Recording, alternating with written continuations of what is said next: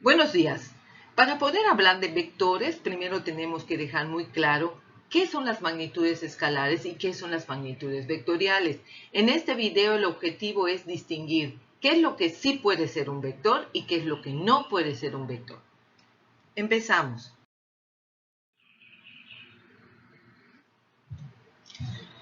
En física utilizamos muchas magnitudes. Toda la vida, todos los ejercicios, siempre usamos magnitudes. Y la pregunta es, ¿qué es una magnitud? En física, una magnitud es todo lo que se puede medir. Podemos medir distancias, podemos medir velocidades, tiempos, energía, energía eléctrica, mecánica, luminosa, etcétera, etcétera. Muchas cosas podemos medir. Todo eso en física son las magnitudes, todo lo que podemos medir. La pregunta ahora sería, ¿y qué es medir? Bueno, medir es comparar algo con un patrón de referencia. ¿Qué hacemos cuando medimos una distancia, por ejemplo, una longitud de una mesa usando una cinta métrica? La cinta métrica tiene un patrón de referencia, por ejemplo, centímetros, metros. Y estamos comparando cuántas veces ese patrón, ya sea los centímetros o metros, alcanzan en el espacio que estamos midiendo. Entonces, estamos comparando una magnitud que no conocemos su medida con un patrón ya conocido como puede ser el centímetro, el metro o lo que fuera. Para medir, por ejemplo, el tiempo, comparamos con los segundos, los minutos, las horas. Cuando alguien te dice, mide el tiempo que tardo en ir y regresar a tal lado, tú estás viendo cuántos minutos, cuántos segundos, cuántas horas, dependiendo del patrón que quieras utilizar, estás comparando en ese instante que la persona se va y regresa. Podemos medir masas usando las balanzas, como hacíamos en el laboratorio. Podemos medir volúmenes usando, por ejemplo, una probeta. Todo eso es comparar. Todos esos instrumentos que nos sirven para medir están calibrados con un patrón de referencia. Y nosotros lo que hacemos es comparar lo que tenemos con ese patrón de referencia. Y dependiendo del patrón de medida que usemos, tendremos diferentes sistemas de unidades. Aquí un pequeño ejemplo, podemos tener el sistema internacional, donde la longitud se mide en la longitud se mide en metros, la masa en kilogramos y el tiempo en segundo. En el sistema CGS, la longitud en centímetros, la masa en gramos y el tiempo en segundos. En el técnico, la longitud en metros, la masa en unidad técnica de masa y el tiempo en segundos. En el sistema inglés, la longitud en pie, la masa Slough y el tiempo en segundos. Entonces, dependiendo de los patrones de referencia, usamos diferentes sistemas de unidades. Pero como sabemos, cuando nosotros necesitamos resolver algún ejercicio, debemos de usar un solo sistema de unidades, no podemos combinar uno con otro. ¿De acuerdo? Muy bien. Ahora, hay tipos de magnitudes. Hay magnitudes escalares, como por ejemplo decir 30 metros, 50 kilogramos, 40 metros por segundo. O hay magnitudes vectoriales, que digo 30 metros al sur, 50 newtons a la derecha, 40 metros sobre segundo a 25 grados. ¿Esto qué significa? Que las magnitudes escalares se comprenden usando solamente el número y la unidad de medida, el patrón de referencia que usamos. Mientras que para las magnitudes vectoriales necesitamos, además del número y la unidad, una dirección o sentido. Esta dirección puede ser sur, norte, la rosa de los vientos, puede ser algo muy sencillo como derecha, izquierda, arriba, abajo, o puede ser algo todavía más exacto como es 25 grados, 30 grados, etc. Ahora, no pensemos que una magnitud es escalar y al agregarle una dirección se convierte en vectorial. No, las magnitudes o son escalares o son vectoriales. Y aquí vemos lo siguiente. Cuando hablamos de 30 metros, estamos hablando de distancia, pero cuando decimos 30 metros al sur, ya estamos hablando de desplazamiento, es una magnitud diferente. Cuando hablamos de 50 kilogramos, hablamos de masa. Cuando decimos 50 newtons a la derecha, estamos hablando de fuerza. Cuando decimos 40 metros sobre segundo, es rapidez. pero cuando decimos 40 metros sobre segundo 25 grados es velocidad. Entonces, una magnitud o es escalar o es vectorial. Vamos a ver más a detalle.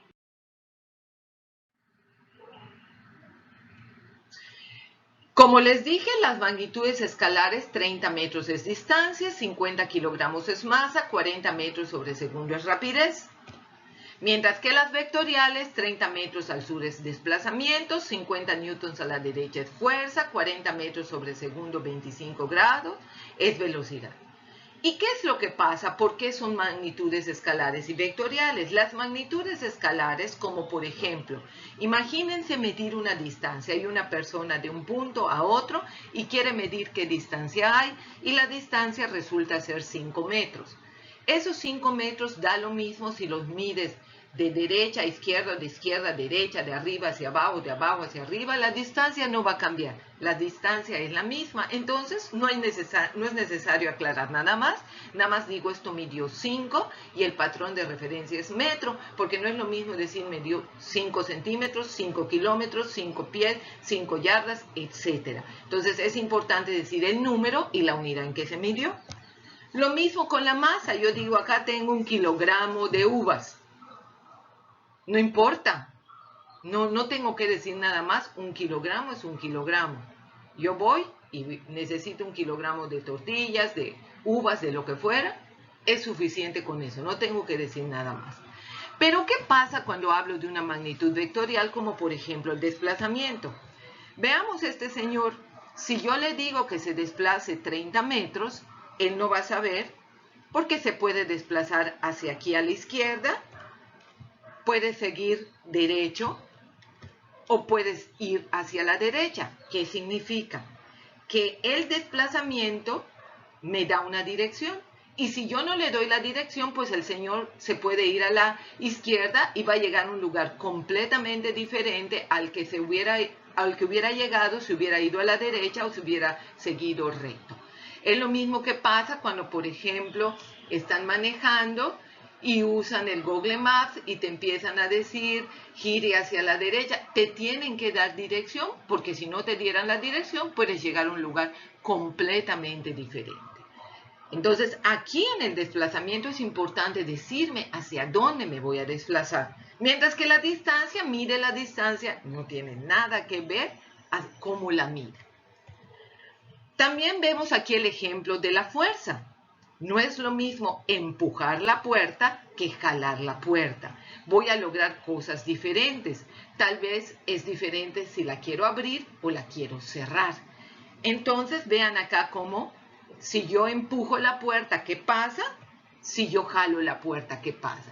Entonces si tú me dices aplica una fuerza, por ejemplo de 50 newtons a la derecha, tal vez vas a cerrar más la puerta, pero si me lo dicen que lo aplique hacia la izquierda, voy a lograr abrir la puerta. Entonces la fuerza es muy importante hacia dónde se hace, porque lo que vas a obtener es diferente. Entonces dense cuenta que las magnitudes vectoriales no es un capricho poner la dirección, lo necesitan. Es importante especificar la dirección para saber lo que vamos a hacer. Ahora llegamos a ciertas conclusiones. Una magnitud vectorial se representa con un vector, que un vector es una flecha. Una magnitud escalar no utiliza vectores para representarse, porque no tienen una dirección. Solo las magnitudes vectoriales utilizan una flecha. Por lo tanto, un vector es una representación gráfica de una magnitud vectorial. Las personas que les preguntas qué es un vector y te dicen es una flecha, sí es una flecha, pero ¿qué me está representando esa flecha? Una magnitud vectorial. Y esa flecha no es cualquier flecha. Esa flecha tiene sus partes, módulo, es decir, ¿de qué tamaño es el vector? Ese es su módulo o su tamaño, ¿de qué tamaño voy a dibujar la flecha? La dirección va a estar hacia la derecha, hacia la izquierda, hacia arriba, hacia abajo, diagonal. Esa es la dirección. Y el sentido es hacia dónde apunta la flecha. Entonces, un vector tiene un módulo, tiene una dirección, tiene un sentido. que es una flecha y que me está representando a una magnitud vectorial. Ahora, ahí va una aclaración. En el 99% de los ejemplos que ustedes vean en internet, en libros o lo que fuera, casi siempre cuando hablan de vectores utilizan a las fuerzas. ¿Por qué? Porque las fuerzas son muy fáciles nosotros de imaginárnoslas, de verlo, de tratar de hacerlo. Es mucho más sencillo. Entonces casi siempre se utilizan en los ejemplos de vectores fuerzas para que las personas lo puedan entender más fácilmente. Pero acá hay una aclaración importante que hay que tener en cuenta. Todas las fuerzas son vectores porque las fuerzas son magnitudes vectoriales, pero no todos los vectores son fuerzas. ¿Qué ocurre? Que a veces cuando a alguien le preguntas qué es un vector, te dice es una fuerza. No, puede ser una fuerza, pero puede ser cualquier magnitud vectorial como las que acabamos de ver. Vimos que podría ser fuerza, un ejemplo, podría ser desplazamiento, podría ser velocidad y hay otras más. Pero no se confunda porque el 99% de las veces utilizamos fuerza para ejemplificar los vectores y que sea más fácil de entender. Ahora, los vectores, por lo mismo que son unas flechas que tienen magnitud, dirección, sentido, se representan en un plano cartesiano. ¿Y qué es un plano cartesiano? Son dos líneas perpendiculares entre sí.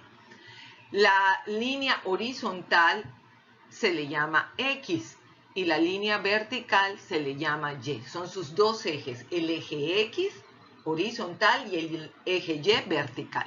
Si nosotros observamos, se forman 4 cuadrantes. El orden de los cuadrantes, como se deben de medir, es el siguiente. Este es el primer cuadrante, este segundo cuadrante, tercer cuadrante y cuarto cuadrante. Si ustedes observan, los cuadrantes están yendo en contra de las manecillas del reloj. Y ahí empieza, el primer cuadrante va de 0 a 90 grados. El segundo cuadrante va de 90 a 180 grados. El tercero de 180 a 270 y el último es de 270 a 360 grados. Así es como están los cuadrantes. Y si ustedes observan, el lado derecho de X es considerado positivo, el lado izquierdo de X es considerado negativo, el lado, es decir, la parte de arriba de Y considerada positiva y la parte de abajo de Y considerada negativa. De tal manera que en el primer cuadrante la X es positiva y la Y también es positiva. Mientras que en el segundo cuadrante la X ya es negativa y la Y es positiva. En el tercer cuadrante, tanto X como Y son negativas. Y en el cuarto cuadrante, X es positiva, pero Y es negativa. Eso es importante tenerlo en cuenta. Esto es un convenio que mundialmente todos lo hacen. Todos usan el plano cartesiano de esta manera para representar a los vectores. Y veamos un ejemplo donde tengamos que utilizar vectores. Aquí te dicen que una persona hace una fuerza de 2 newton a la izquierda y la otra persona aplica una fuerza de 3 newtons también a la izquierda. ¿Cómo representamos esto en un plano cartesiano? Bueno, como está a la izquierda, pondremos aquí primero la fuerza de 2 newton a la izquierda, suponiendo que cada cuadrito sea un newton, y luego la fuerza de 3 newton a la izquierda. Entonces, si nosotros preguntáramos, y entre ellos dos, que están haciendo una fuerza de 2 newton y 3 newton a la izquierda, ¿qué se logra al final? Estos son vectores colineales. ¿Por qué son colineales? Porque están en una misma línea de acción. Lo estoy viendo, están en una misma línea. Ahora, ¿cómo puedo obtener qué resulta de ellos dos? Pues diríamos, ¿qué resulta? Tengo menos 2 newton a la izquierda, menos 3 newton a la izquierda, quiere decir que al final se logra un vector de menos 5 newtons. Ese menos 5 me está diciendo que es a la izquierda. Quedaría así. Resulta un vector de 5 newtons a la izquierda, que es ese menos, y se representaría así. Entonces, esto me da a entender que entre ellos dos logran ese vector de 5 newtons a la izquierda. Correcto. Tenemos otro ejemplo. Acá hay varios niños jugando jala soga. También son vectores colineales, lo estamos viendo, todos ellos están haciendo una fuerza en la misma línea, cada quien. Dicen que el chico de amarillo realiza una fuerza de 10 newton a la izquierda. Representémoslo. Suponemos que cada cuadrito ahorita valga 5 newtons, 10 newton a la izquierda. El chico de azul realiza una fuerza de 15 newtons también a la izquierda. Lo estamos viendo, el dibujo nos los muestra. Perfecto. La chica de morado hace una fuerza de 7 newtons a la derecha. Correcto. La de rojo hace una fuerza de 10 newtons a la derecha. Correcto. Y la de falda verde realiza una fuerza de 9 newtons también a la derecha. Ya está todo representado. Ahora, para saber quién puede ganar el juego, quién lo ganaría, ¿qué es lo que resulta de todo esto? ¿Cuál es el resultado final de esto? Bueno, vamos a hacer nuestra ecuación. Decimos, lo que resulta sería menos 10. ¿Por qué estoy poniendo el 10 negativo? Porque está en la parte negativa de las X. Estoy poniendo el 15 negativo porque está en la parte negativa de las X. Y los tres vectores de las niñas son valores positivos porque están hacia la derecha. Hacemos esta sumatoria algebraica y resulta que nos da 1 newton hacia la derecha. ¿Y cómo sabemos que es hacia la derecha? Porque nos dio positivo. Y lo positivo está hacia la derecha. ¿Cómo representaríamos entonces ese vector resultante hacia la derecha en este plano cartesiano? Pues así. ¿Ok? Solamente hay una pequeña flecha de 1 newton hacia la derecha. Es lo que se logra, lo que nos lleva a la conclusión que del lado derecho hay 3 y salen ganando a los del lado izquierdo. Ok, son vectores colineales, están en una misma línea. Aquí tenemos otro ejemplo. Ahora los vectores no son colineales. Si ustedes se fijan, ya no están en una misma línea. Vamos a representarlos. Un señor de amarillo realiza una fuerza de 20 newtons hacia el norte. Lo estoy viendo en la imagen. Y el de verde realiza una fuerza de 25 newtons hacia la derecha o hacia el este. Lo estoy viendo en el dibujo. Representado esto me quedaría así. Veamos que los vectores no están en una misma línea de acción. ¿Dónde me quedaría el vector resultante? Es decir, ¿dónde, si estas dos personas están moviendo una mesa de esta manera, una está aplicando una fuerza hacia allá y otra fuerza hacia el otro lado, la pregunta es, ¿hacia dónde se podría mover la mesa? Estos vectores son concurrentes, sí tienen un punto en el que se pueden unir, como lo estamos viendo aquí, concurren en un punto en común. Si ustedes observan también el dibujo de la mesa, si prolongamos el vector del señor de amarillo y prolongamos el vector del señor de verde, ellos van a chocar en algún momento y van a quedar perpendiculares, son vectores concurrentes, ¿ok? Por lo tanto, el vector que resultaría sería un vector que iría en esa dirección. ¿De acuerdo? Iría en la dirección hacia la derecha, es decir, hacia el noreste. Ahora, ¿cómo lo calcularíamos? ¿Cómo sabríamos cuánto vale ese vector? Volvamos al inicio. Tenemos los dos vectores de 20 y de 25 newtons. Y el vector resultante sabemos que quedaría ahí. De acuerdo. Ese vector resultante está entre ellos dos, sale de ellos dos. Y si nosotros trazamos una paralela de 25 arriba, una paralela de 20 a la derecha, podemos observar lo siguiente. En esta imagen podemos observar que se forman dos triángulos rectángulos. Un triángulo rectángulo arriba, un triángulo rectángulo abajo.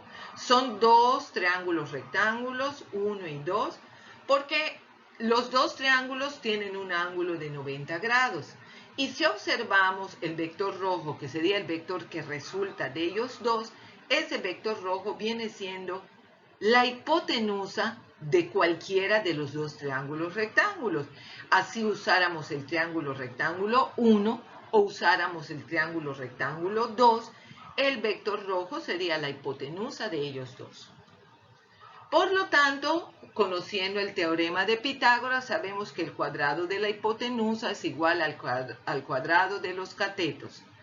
Cateto 1, cateto 2. Perfecto. Entonces, si nosotros queremos saber el valor de la hipotenusa, pues hay que sacarle la raíz cuadrada a la suma de los catetos para tener solamente el valor de la hipotenusa, que en este caso sería el vector que resulta de los dos vectores concurrentes.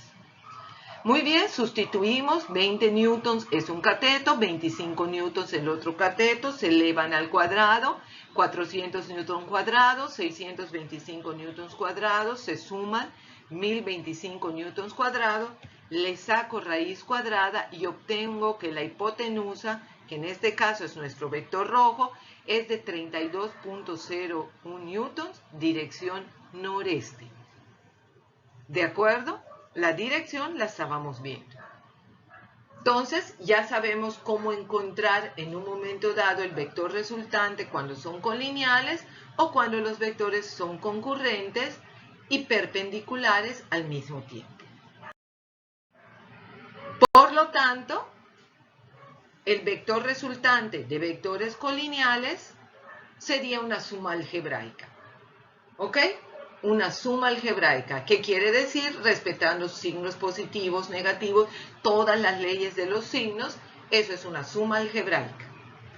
Y en el caso de los vectores concurrentes, que además sean perpendiculares, se aplica el teorema de Pitágoras. Entonces, de esta manera ya sabemos cuáles son las magnitudes vectoriales, por qué las magnitudes vectoriales se pueden trabajar de esta forma. En una magnitud escalar, ¿cómo obtienes la distancia total? Sumándola. Pero en este caso de aplicación de fuerzas, ¿cómo obtengo la fuerza total? No es una simple suma. Puede ser una sumatoria algebraica, o puede ser aplicando el teorema de Pitágoras. Entonces, tengan en cuenta lo que acabamos de aprender. Y como siempre, chicos, lo más importante, esto que hacemos es para mantener a la escuela viva. Aprovechen su tiempo. Cada vez que vamos razonando ejercicios de matemáticas, ejercicios de física, todo este conjunto entre física y matemáticas, hacemos que nuestro cerebro se vuelva más flexible. Cada vez es diferente. Pura gimnasia cerebral. Nos vemos en el próximo video.